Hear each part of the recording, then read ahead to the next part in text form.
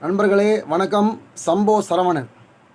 நண்பர்களே, ஒரு புதிய தகவல் இன்று என்னவென்றால், புரட்சித் தலைவர் பொன்மனச் செம்மல் 8ஆம் வள்ளல் என்று மக்களால் போற்றப்படும் கொடுத்து கொடுத்தே சிவந்த கரங்களுக்கு சொந்தக்காரனான புரட்சித் தலைவர் எம்ஜிஆர் அவர்களும் இன்று இருக்கும் பொய்க்கால் குதிரை ஆட்சியாளரும் கிட்டத்தட்ட சமம் என்பது போலவும், அதைவிட ஒரு பங்கு மேலே போய் புரட்சித் தலைவர் வாங்கிய 33% வாக்கை விட பொய்க்கால் குதிரை ஆட்சியாளர் வாங்கிய 35% வாக்கு பெரியது, அவருடைய சாதனையும் இவர் கடந்து விட்டார் என்பது போல சில புரோக்கர் சங்கர்கள், சில எலும்புகளை பொறுக்கி தின்னும் சில ஊடகம் என்று சொல்லிக்கொள்ளும் பத்திரிகையாளர்கள் பொய்ச் செய்தியை பரப்பி வருகிறார்கள். அதில் உள்ள உண்மை என்னவென்று பார்க்கலாமா நண்பர்களே, இன்று நாம் வாக்களிக்கிறோம். 18 வயது பூர்த்தியான அனைவருக்கும் வாக்குரிமை இன்று தரப்பட்டுள்ளது. ஆனால் புரட்சித் தலைவர் போட்டியிட்ட 1977 பொது தேர்தலில் அப்படி கிடையாது. 21 வயது பூர்த்தியானவர்கள் மட்டுமே, அதாவது 21 வயசு ஆனவங்களுக்கு மட்டுமே வாக்குரிமை. 18, 19, 20 வாக்களிக்க முடியாது. 21 வயசு முடிஞ்சிருந்தால் மட்டுமே வாக்களிக்க முடியும் என்று 1989 மார்ச் மாதம் 28ஆம் தேதிக்கு முன்னால் வரைக்கும் அதான் சட்டம். 89க்கு அப்புறம் சட்டம் மாற்றப்பட்டு 18 வயது நிரம்பியவர்கள் வாக்களிக்கலாம் என்ற சட்டம் வந்துச்சு. 1989 புரட்சித் தலைவர் இல்லை. ஏன்னா 1987 டிசம்பர் 24 புரட்சித் தலைவர் மறைந்து விட்டார். அப்போ அவர் மறைந்து கிட்டத்தட்ட 1.25 வருடம் கழித்து தான் 21 வயது வாக்களிக்கலாம் என்ற சட்டம் மாற்றப்பட்டு 18 வயது வாக்களிக்கலாம் என்ற சட்டம் வந்தது. புரியுதா நண்பர்களே? நான் என்ன சொல்ல வரேன்னா, அன்று இருந்த சட்டத்தின்படி இன்று நடந்திருந்தால் இன்று உள்ள பொய்க்கால் குதிரை ஆட்சியாளர் 20% கூட தாண்டி இருக்க முடியாது. ஏனென்று உங்களுக்கு தெரியும்.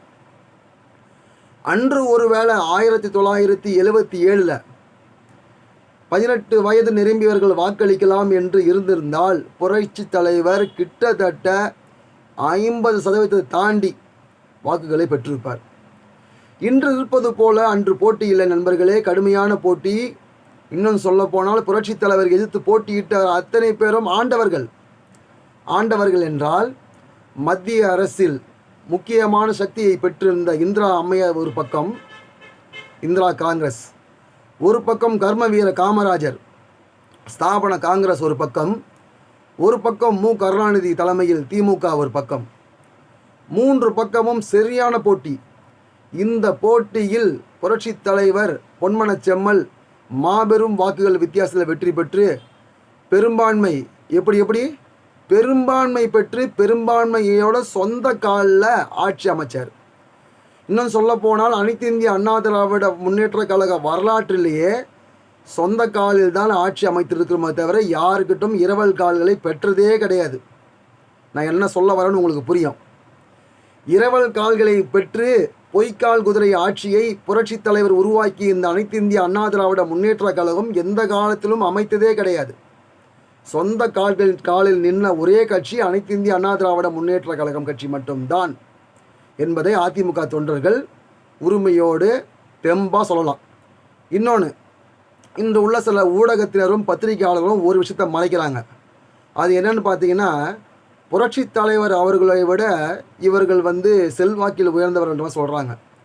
முற்றிலும் தவறு. புரட்சித் தலைவருக்கு இணையாக யாருமே நிற்க முடியாது.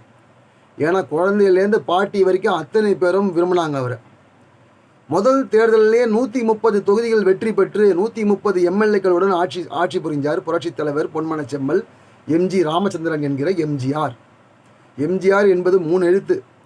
ஆனால் அது 3 தலைமுறையும் கடந்து நிற்கிற ஒரு சூப்பர் பவர் உள்ள ஒரு எழுத்து.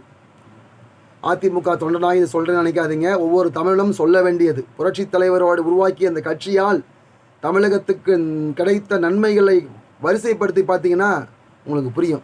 ஏன்னா அவ்வளவு நன்மைகளை அதிமுக தமிழகத்துக்கு வாரி வாரி வாரி வழங்கியிருக்காங்க. குறிப்பாக சொல்லணும்னா 69% இடஒதுக்கீடு உறுதி செய்தது அதிமுக ஆட்சி. இந்த மாதிரி ஏகப்பட்ட திட்டங்களை, சமூக நீதி, இந்த மாதிரி எல்லாமே அதிமுக ஆட்சியில் புள்ளி விவரத்தோடு பேச சொன்னால் இன்றைக்கி ஒரு நாள் பூரா கூட பேசலாம். அந்த அளவுக்கு சாதனைகளை செய்த கட்சி தான் அனைத்து இந்திய அண்ணா திராவிட முன்னேற்ற கழகம் கட்சி. அதனால் இது போன்ற ஜால்ரா வாயர்களும் வாடகை வாயர்களும் இனிமேட்டு புரட்சி தலைவரை பற்றி பேசும்போது இந்த கருத்துக்களை அதிமுக தொண்டர்கள், நண்பர்கள் எடுத்துரைக்குமாறு தாழ்மையுடன் கேட்டுக்கொள்கிறேன். நண்பர்களே, புரட்சி தலைவருக்கு இணை புரட்சி தலைவர் மட்டுமே, புரட்சி தலைவி அம்மாவுக்கு இணை புரட்சி தலைவி அம்மா மட்டுமே. இந்த கட்சி இன்னும் 100 ஆண்டுகள் ஆனாலும் சீரோடும் சிறப்போடும் செயல்படும் என்று புரட்சி தலைவி அம்மா சொன்னதும், புரட்சி தலைவர் 1000 வருடம் ஆனாலும் இந்த கட்சி சீரோடும் சிறப்போடும் செயல்படும் என்று சொன்னது ஏற்ப தொண்டர்கள் அனைவரும் அதிமுக வெற்றிக்காக தொடர்ந்து பாடுபட வேண்டும் என்று கடைகோடி தொண்டனாக கேட்டுக்கொள்கிறேன். நன்றி, வணக்கம் நண்பர்களே. மீண்டும் சந்திப்போம். நன்றி, வணக்கம்.